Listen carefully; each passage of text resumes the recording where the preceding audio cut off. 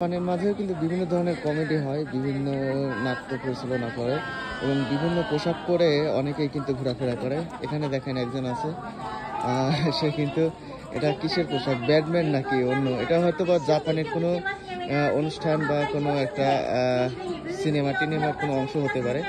তো এর আগে আমি দেখি নাই, আপনারা কেউ দেখে থাকলে অবশ্যই জানাবেন। দেখতে কিন্তু অনেকটা ব্যাটমনের মতো দেখতে।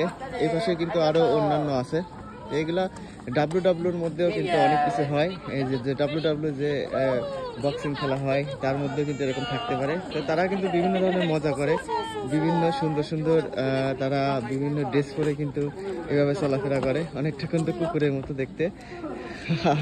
অনেক সুন্দর, নাইস নাইস, ভেরি নাইস। ওকে,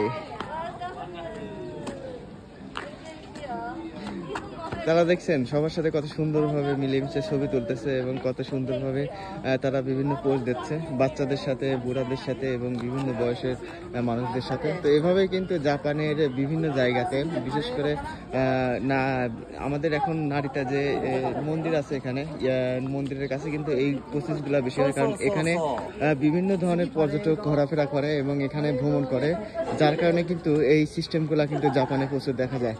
তো অনেক সুন্দর লাগে, দেখেন রাস্তা দিয়ে কেউ যাচ্ছে তার সাথে কিন্তু কত সুন্দরভাবে তারা এভাবে সাক্ষাৎ করতেছে এবং ওপেনলি কিন্তু তাদের সাথে একটা সুন্দর আচরণ করতেছে।